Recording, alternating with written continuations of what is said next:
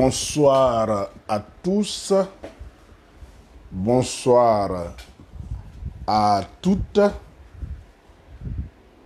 Après plusieurs jours d'interruption, plusieurs semaines d'interruption, ou si on veut de suspension, nous reprenons aujourd'hui nos directs. Oui, parce que l'actualité ivoirienne est abondante, comme d'habitude. C'est pour cela que nous avons décidé, oui, de façon urgente, oui, pressante, ce direct que nous n'avons pas annoncé suffisamment longtemps avant. Oui, mais à situation exceptionnelle, solution exceptionnelle ou disposition exceptionnelle. Oui, depuis 2 jours, la toile ivoirienne est en feu parce que l'avocat un des avocats du président Laurent Gbagbo, en la personne de Maître Abiba Touré, depuis Bruxelles, a fait un communiqué de presse pour dire que la liste électorale provisoire remise aux partis politiques ne faisait pas mention du nom du président Laurent Gbagbo parce que ce nom avait été retiré. À sa suite, le Front populaire ivoirien, par la voix de son secrétaire général, a fait également un communiqué de presse pour informer le monde entier que la CEI avait retiré le nom du président Laurent Gbagbo de la liste électorale. Mais bien avant cela, nous avons eu également à être informés que le président Laurent Gbagbo ayant fait une demande aux autorités ivoiriennes, notamment au ministère des Affaires étrangères de Côte d'Ivoire pour le renouvellement de son passeport diplomatique, ces autorités ont refusé de lui remettre ou bien de renouveler son passeport diplomatique.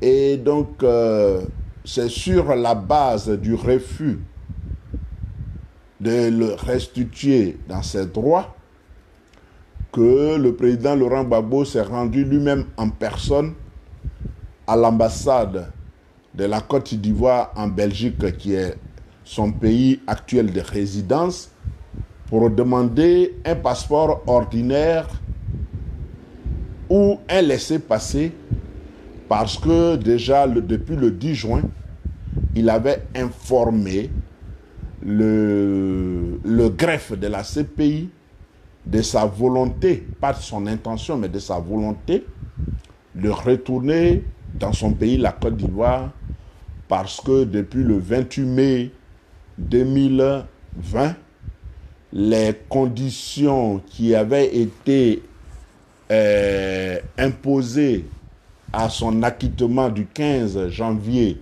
2019 avaient été levées. Donc, il a informé le gouvernement ivoirien de sa volonté de retourner dans son pays. Et c'est sur cette base qu'il a donc fait la demande de son passeport. Aussi, cette actualité ivoirienne a été nourrie ces dernières 72 heures par la nomination de M. Ahmed Bakayoko comme Premier ministre de la République de Côte d'Ivoire. Mais nous pouvons dire la confirmation de M. Ahmed Bakayoko au poste de Premier ministre parce que déjà, en l'absence du défunt Premier ministre Gon Coulibaly, feu Gon Coulibaly, il assumait l'intérim. Donc, sa confirmation. Et aujourd'hui, dans l'actualité internationale, dans la presse internationale, l'information relative au retrait effectif acté par la commission électorale indépendante du nom de Laurent Gbagbo ainsi que 711 personnes, cette information a fait le tour du monde. Information donnée par M. Enza, secrétaire général de la commission électorale indépendante. Et donc, autre sujet, enfin, nous allons parler de l'élection présidentielle de 2020, du 31 octobre 2020, si elle a lieu.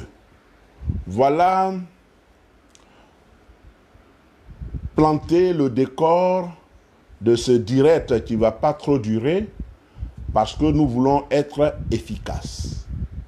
Oui, concernant d'abord le premier point, qui est le refus de passeport diplomatique au président Laurent Gbagbo, nous dénonçons, oui, avec la dernière énergie, le manque de connaissance même ou la volonté manifeste du régime d'Abidjan de refuser à un ancien président de la République un passeport diplomatique, ce qui est de son droit. Parce que au forum de la réconciliation nationale voulu par le président Laurent Gbagbo en 2001 pour réconcilier les Ivoiriens à la suite du scrutin présidentiel de 2000 qui avait fait beaucoup de dégâts, et lui-même il le disait qu'il avait été élu dans des conditions calamiteuses, mais cela ne me remettait pas en cause l'élection démocratique, son élection démocratique. Donc pour réconcilier les Ivoiriens, il avait justement organisé un forum de la réconciliation nationale. Au cours de ce forum, il a dit comment l'État fonctionnait. Et sur la base de la constitution ivoirienne, il avait donné instruction à son gouvernement de remettre un passeport diplomatique à Alassane Ouattara, qui était contraint en exil parce que frappé à l'époque par un mandat international, et également le président sortant qui avait été victime de coup d'État, Henri Konan Bédié, parce que lui aussi contraint à l'exil par les militaires qui étaient chose. Donc, il a donné instruction pour que ceux-là aient leur passeport diplomatique pour venir en Côte d'Ivoire. Parce que ce ne sont pas des citoyens lambda et ordinaires. Mais en même temps, il nous a informé qu'il a donné aussi instruction sur la base de la constitution ivoirienne de remettre, parce qu'il a appelé le secrétaire général du gouvernement d'alors, M.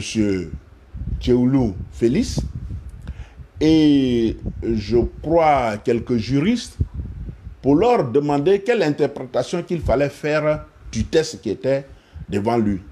Et il a été conclu que oui, il fallait donner un statut particulier aux anciens présidents d'institutions.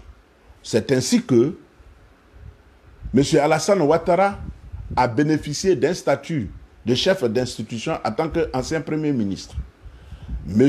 Henri Konan Bédié a bénéficié également d'un statut de chef d'institution en tant qu'ancien président de la République.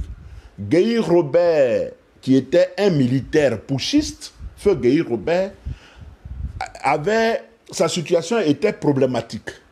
Mais le texte a été élargi à Guéhi Robert, qui lui aussi à bénéficier d'un statut d'ancien chef d'institution, mais en qualité d'ancien chef de l'État.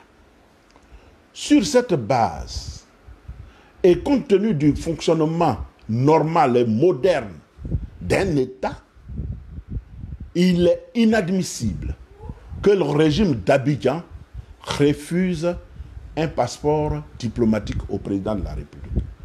Mais qu'à cela ne tienne, le président Laurent Gbagbo, qui a été toujours proche du peuple, enfant du peuple, et qui vit dans le peuple, ne s'est pas gêné pour aller lui-même, pour se rendre lui-même à l'ambassade de la République de Côte d'Ivoire, sise à Bruxelles, pour demander un passeport ordinaire. Et cet acte très fort, courageux, d'humilité, mais qui donne même un sens à la vie publique tout court, a été perçu une fois par le régime d'Abidjan, qui a été obligé de faire un point à l'ordre du jour de son traditionnel conseil des ministres hebdomadaire pour statuer ou pour parler de la demande de passeport du président Laurent Gbagbo. Et c'est eux-mêmes qui ont informé le monde entier que le dossier du président Laurent Gbagbo était en traitement. Mais lorsque le gouvernement dit cela, cela veut dire par déduction qu'il est enfin d'accord que le président Laurent Gbagbo rentre en Côte d'Ivoire. Il ne pouvait pas en être autrement, puisque c'est son pays de naissance et c'est le seul pays qu'il connaît au monde et c'est le seul pays dans lequel il a vécu et il doit vivre. Quand on fait ça, on a soi-même battu en brèche toutes les intentions qu'on avait affichées au cours du procès, du long procès de la CPI, en envoyant des avocats, dit-on, de la République de Côte d'Ivoire pour demander à la CPI de maintenir un ancien président de la République hors de son pays. C'est-à-dire des avocats de Côte d'Ivoire qui ont demandé, qui demandent à une institution judiciaire de maintenir un accusé qui vient de gagner son procès en otage. Mais la CPI elle-même, qui a vu que c'était contre tout simplement les droits de l'homme, je ne veux même pas parler de droits, mais des droits de l'homme, n'a pas suivi le gouvernement ivoirien, et c'est la CPI, le greffe de la CPI même qui a informé, qui a écrit au gouvernement de Côte d'Ivoire, du régime actuel, que le président Gbagbo doit rentrer. Voilà, donc quand on arrive à ce stade, ça veut dire qu'on est d'accord tous pour que le président Laurent Gbagbo rentre dans le pays. Alors d'où vient le fait maintenant que le secrétaire général de la CEI, la Commission électorale indépendante, M. Enza Fofana, ou bien je ne sais pas, mais c'est toujours est-il que c'est encore un membre du rattrapage ethnique, que celui-là puisse déclarer dans la presse internationale que le président Laurent Gbagbo n'a pas son nom sur la liste électorale, ou du moins son nom a été retiré de la liste électorale. Ce qui nous amène à aborder notre deuxième point. Et quel argument il donne? Il dit que ce sont les autorités judiciaires, donc si vous voulez le ministère de la Justice, qui donnent sur ceux qui ont été condamnés et donc qui ont perdu leurs droits civiques. Mais, à notre connaissance, le président Laurent Gbagbo a été condamné par contumace en 2018 à 20 ans de prison pour, dit-on, le casse de la BCEAO dans la crise post-électorale de 2010-2011. Mais j'ai cherché et cherché dans les décisions de ce procès par contumace. Je n'ai pas vu, comme cela a été le cas de Soro Guillaume, que le président Laurent Gbagbo avait perdu ses droits civiques. Je n'ai pas vu ça. Ou bien, si quelqu'un est condamné à 20 ans de prison, il perd automatiquement ses droits civiques. Mais nous comprenons aujourd'hui que lorsque le gouvernement a dit que pour un problème de passeport a fait un parallèle avec un casier judiciaire qui était aussi en traitement, c'est la réponse que M. Enza, secrétaire général de la CEI, nous a donnée ce matin pour dire que oui, le casier judiciaire de M. Laurent Gbagbo a été chargé du fait qu'il est condamné par contumace à 20 ans de prison et donc il n'est pas électeur. Et selon leur code électoral nouveau, lorsque vous n'êtes pas électeur, automatiquement, ça va de soi, vous n'êtes pas éligible. Vous voyez, suivez-moi très bien. La démarche, elle n'est pas sinueuse ni tortueuse, mais elle est linéaire. Cette démarche, RDR, parce que, entre-temps, avec le retrait de Mabry Touakeus et de CCI, aujourd'hui, de façon solennelle et officielle, de leur RHDP, ce RHDP est réduit maintenant à sa plus simple expression ou bien à l'expression RDR. Donc vous voyez la démarche du RDR, comme nous l'avions déjà annoncé ou dit dans des messages antérieurs que nous avons donnés au monde entier, que tout ce qui se met en place est une volonté manifeste pour éliminer des candidats ou des potentiels candidats ou des adversaires politiques. Oui, c'est pour cela que nous devons être toujours sur un pied de guerre, pas la guerre comme eux qui prennent les fusils, mais un pied de guerre pour être constamment en éveil et en veille. Parce que c'est avec le RDR, c'est une lutte permanente. C'est permanent. Jusqu'à ce que le chef du RDR, Ouattara, puisse définitivement quitter et le pouvoir et la Côte d'Ivoire. Pour dire quoi? Que dès le départ, on l'avait amené à la CPI. Mais en le déportant, ce n'était pas pour qu'il puisse gagner un procès.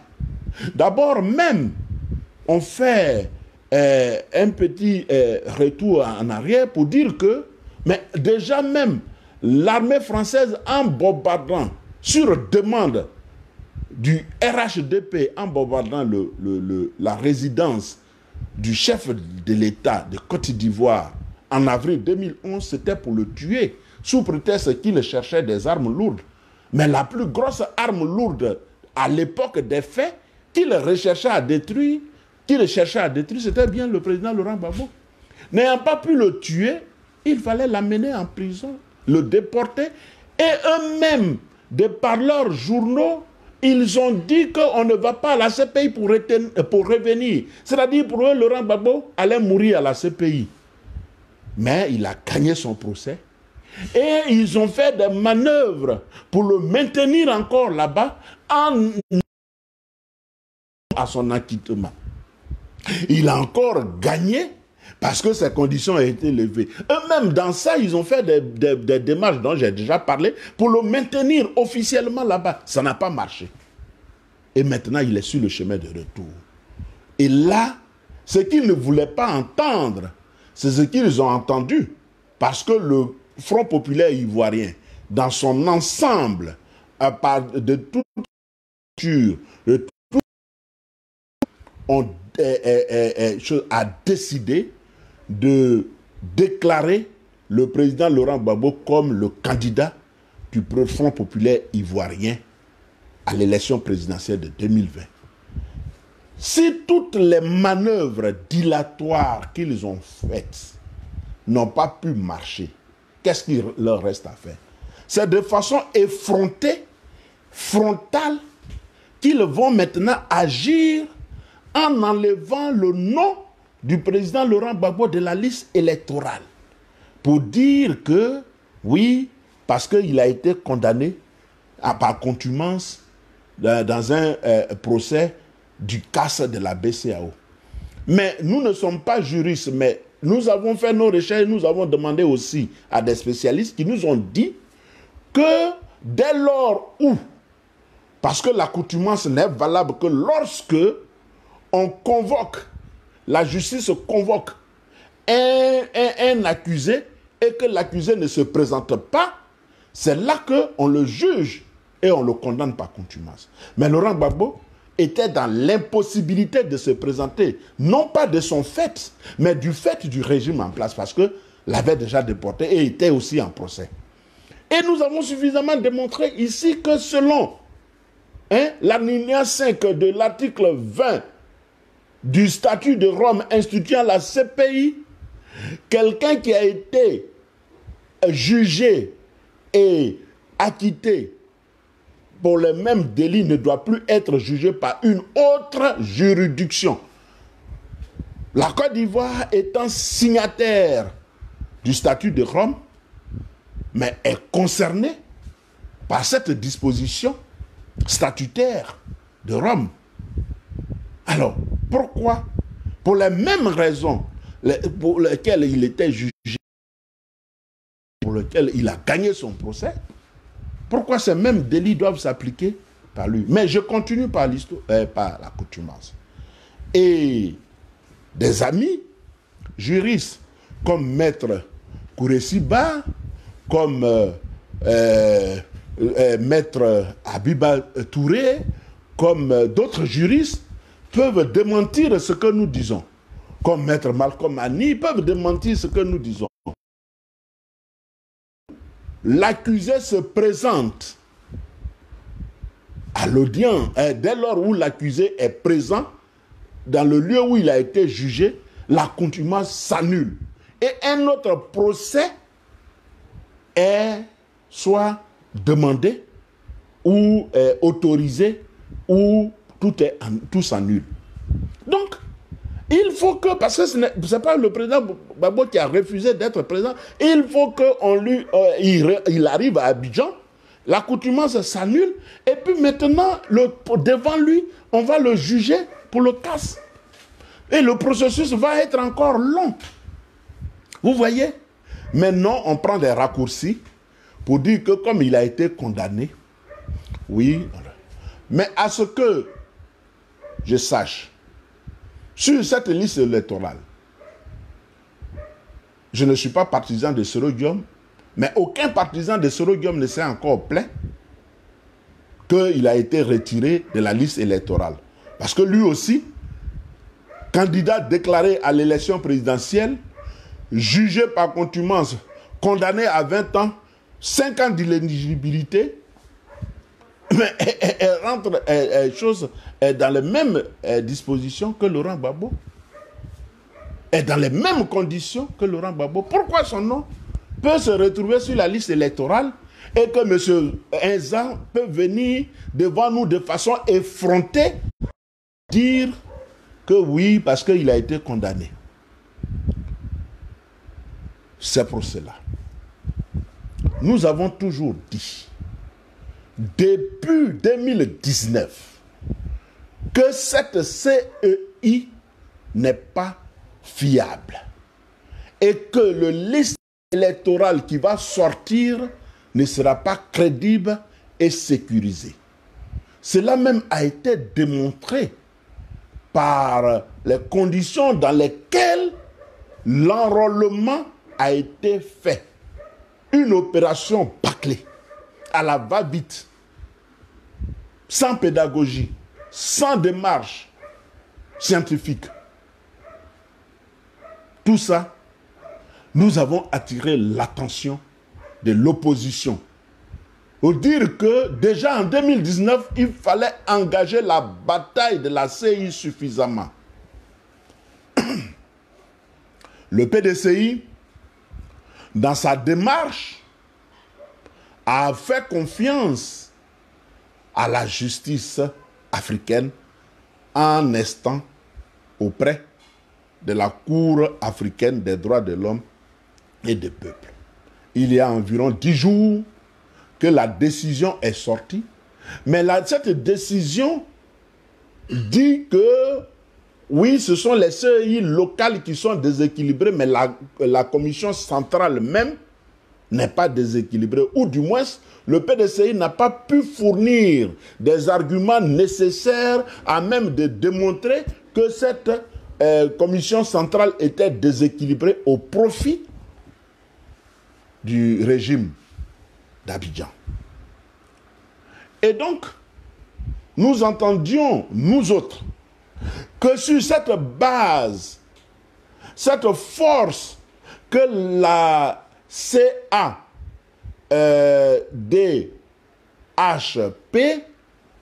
a donnée au PDCI, que l'opposition dans son ensemble, mais cette fois-ci, avec à sa tête le PDCI, parce que le PDCI a son candidat qui n'a pas les mêmes problèmes que le candidat du Front populaire ivoirien, que le PDCI engage la bataille de la commission électorale indépendante.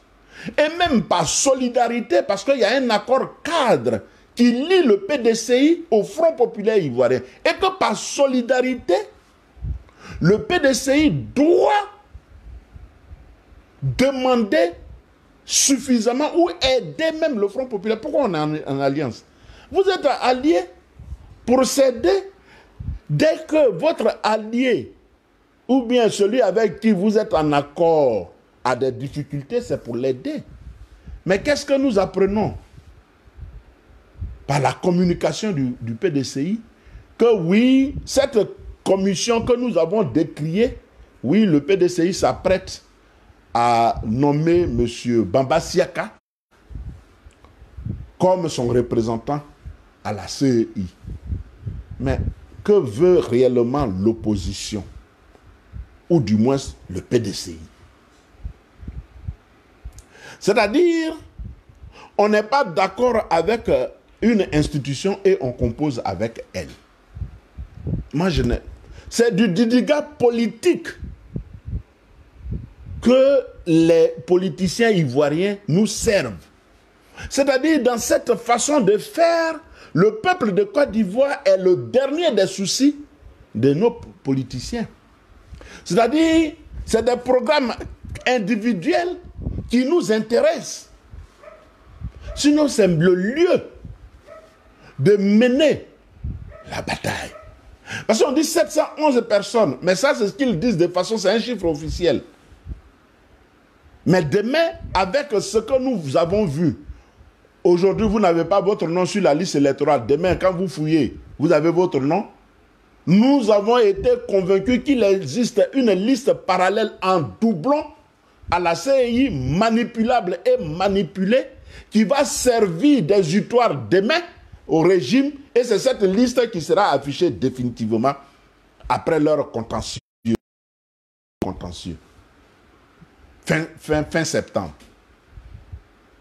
Et dès lors où la liste électorale définitive est affichée, on ne parle plus de contentieux, mais on va tout droit à l'élection. Et vous voyez le temps choisi vers fin septembre. Donc, vous avez quelques jours, vous ne pouvez même plus. C'est vrai qu'on peut me dire que oui, en un jour, en une semaine, tout peut arriver. D'accord? Mais cette façon de faire ne rassure pas et n'inspire pas confiance. Ici, la problématique à poser, pourquoi, malgré ce que nous avons vécu dans la douleur, parce que le PDCI et les autres partis étaient au RHDP, nous avons accepté d'avaler des couleurs parce que nous nous sommes convaincus que c'est ensemble ivoirien, nous pouvons faire bloc pour récupérer notre pays et faire en sorte que les Ivoiriens se retrouvent et se réconcilient. Parce que le régime du RDR a été incapable pendant 10 ans de réaliser la réconciliation nationale. Bien au contraire, il a été disposé de tout temps à diviser les Ivoiriens en pro-Gbagbo, en pro-Ouattara, en pro-Bédié, en pro-Soro, en pro-Blé Goudé, en pro-Soro Diom, en pro-Ahmed Bakayoko, en pro-Amadou Koulibaly, Gon Koulibaly, en pro-Mabri Kouakos, tout est pro. Là où on parle de nation, là où on parle d'identité nationale, en Côte d'Ivoire, c'est en Côte d'Ivoire seulement qu'on parle de pro. On sait même. C'est-à-dire, c'est le pays où on a des républicains dans la République. Chacun répond. Il ne vit que par son leader. Il n'y a pas une conscience nationale, une conscience patriotique, à même de nous unir sur le minimum qui doit nous réunir dans cette année 2020, c'est de changer de pouvoir à Abidjan, de sorte à donner une chance à la Côte d'Ivoire et aux Ivoiriens de se retrouver et de restaurer le pays qui a été dégradé depuis 2010, depuis fin 2010 jusqu'à maintenant. 10 ans que nous ne vivons plus. 10 ans que nous sommes éparpillés. Mais c'est le lieu. Cela doit suffire à nos politiciens pour prendre conscience du fait que ici, il ne s'agit pas de dérouler des programmes ou des projets de société. Le seul projet de société que doit avoir un parti politique, c'est la Côte d'Ivoire et la réconciliation des Ivoiriens. Si on n'a pas compris ça, et que par des calculs mesquins individuels, égoïstes, nous avançons allègrement vers l'élection de 2020, accepter de s'aborder notre pays parce que nous avons accepté d'accompagner Ouattara parce qu'il sera candidat. Hein. Jusqu'à ce que je sois mis en porte-à-faux le 6 août. Sinon Ouattara sera candidat. Hein. Voilà. Donc encore Ouattara candidat, Koulibaly Kouviert, président de la CEI, Enza, secrétaire général de la CEI, Mamadou, je ne sais pas, Traoré, ou bien, oui, président du Conseil constitutionnel, qui encore, je ne sais plus, Ahmed Bakayoko, Premier ministre, mais avec ça, cette équipe-là, que nous allons à une élection, de quelle élection même vous parlez?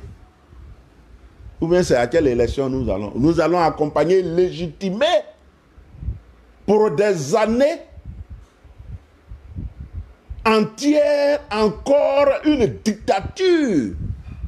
C'est à cela que nous nous disposons actuellement. Parce que c'est Ahmed Bakayoko, et je voudrais parler de lui, qui a été nommé Premier ministre. Ce n'est pas pour le féliciter parce que moi je suis un opposant.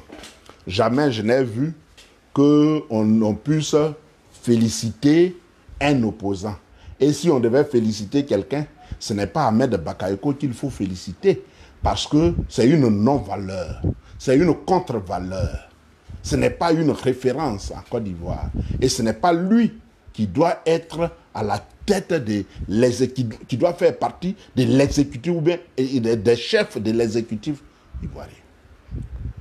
Il me semble que la Côte d'Ivoire est le seul pays au monde où quelqu'un qui est accusé ou soupçonné, bon accusé non, mais soupçonné d'être un narcotrafiquant est nommé Premier ministre. Moi, c'est de mémoire. Hein? Après plus de 50 ans de vie, c'est la première fois que je vois ça et c'est en Côte d'Ivoire. Mais Ahmed Bakayoko, c'est qui? C'est le père, parce qu'en Côte d'Ivoire, il y a tellement de pères, depuis père de la nation, père de démocratie, père de multipartisme, père de ceci. Donc Ahmed Bakayoko doit être aussi père. C'est le père du lubardisme politique en Côte d'Ivoire. Et pour ce qui nous concerne, c'est le père c'est géré, bouclé et calé. Parlant de l'élection, c'est lui qui est Premier ministre. Et quoi qu'il en soit, c'est le Premier ministre, son gouvernement, même si on parle de CEI, mais cette CEI n'est pas indépendante. Elle n'est pas autonome. Elle est sous influence du gouvernement. Donc, c'est lui qui va donner instruction. Pourquoi, dans tous ces cadres du RDR, c'est Ahmed Bakayoko que Ouattara a choisi. Mais il est le ministre de la Défense, propriétaire des microbes, propriétaire d'une armée cagoulée. Il est également le père, comme je l'ai dit, du bouclé géré calé. C'est pour cela qu'il a été choisi. Sinon, les Patrick Hachi sont là. Les Patrick Hachi ne sont pas là seulement que pour lire des communiqués. Ils sont aussi premiers ministrables. Mais si on a choisi ça, on ne sait pas quelle mission son patron Ouattara lui a confiée pour dire non, c'est sur toi que je compte. Parce que l'élection ne sera pas facile. D'abord, il faut commencer avec tes microbes à violenter la campagne électorale. Il faut ensuite faire en sorte que tous ceux qui sortiront pour faire quoi que ce soit pour les mater. Et parce qu'au soir de choses, je serai déclaré vainqueur au premier tour. Parce que c'est leur slogan. Et Bitogo nous l'a dit. Donc c'est avec ça que nous, opposition, on dort. Et on s'apprête à amener des gens à la CEI. Laurent Gbagbo n'est pas électeur. Donc, inéligible. Voilà. Et c'est lui le candidat du Front populaire ivoirien. D'abord même, on ne sait pas si on va lui donner maintenant le passeport. Donc, il n'est pas encore retourné en Côte d'Ivoire. Et comme Ouattara sait bien le faire, il a tout fait pour maintenir la division du Front populaire ivoirien. Et aujourd'hui, hier, qu'est-ce qu'on a entendu? Que Afi N'Guessan est candidat. Et c'est lui qu'on présente comme candidat du Front populaire ivoirien. C'est-à-dire le président Laurent Gbagbo, pour eux, il n'existe plus. Mais c'est Afi N'Guessan qui est le président du Front populaire ivoirien. Et ce qu'ils ont fait au Front populaire ivoirien, c'est ce qu'ils font aussi au PDCI, en mettant en mission KKB, qui passe sur les antennes partout pour dire que Ouattara est éligible, ou Ouattara doit faire un troisième mandat. Vous voyez? Vous voyez? PDCI, FPI, dans l'UDPCI même, c'est Flindé Albert et d'autres personnes qu'ils ont mis en mission pour fragiliser l'électorat de l'UDPCI.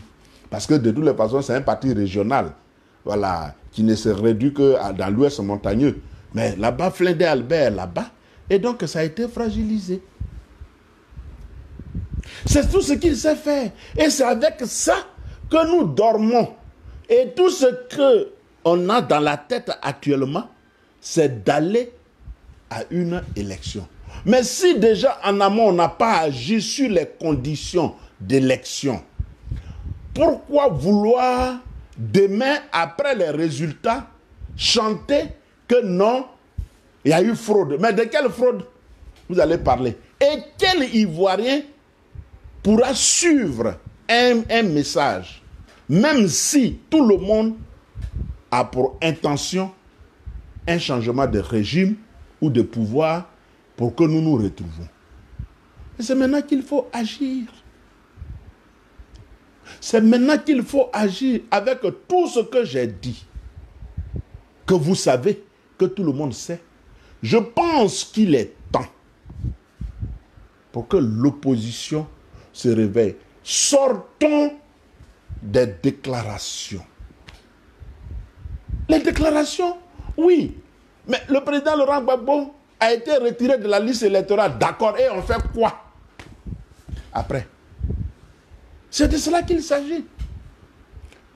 On a refusé un passeport au président Laurent Gbagbo. On fait quoi? C'est de cela qu'il s'agit. Sinon, donner l'information, tout le monde le sait, puisqu'aujourd'hui, il y a les réseaux sociaux. Donc, c'est à la seconde S que l'information circule.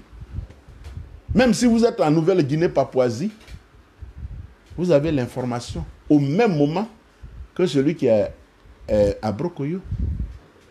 Au même moment. Donc, partout, l'information circule. Mais nous devons être concentrés sur un objectif. Si tant est que l'objectif est le changement de régime par les élections, parce que c'est ce que nous savons tous faire, c'est maintenant que nous devons exiger en amont. Parce qu'en termes de stratégie, il y a toujours une première stratégie.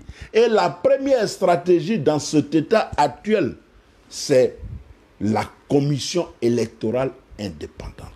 On doit auditer, on doit exiger l'audit de la liste électorale.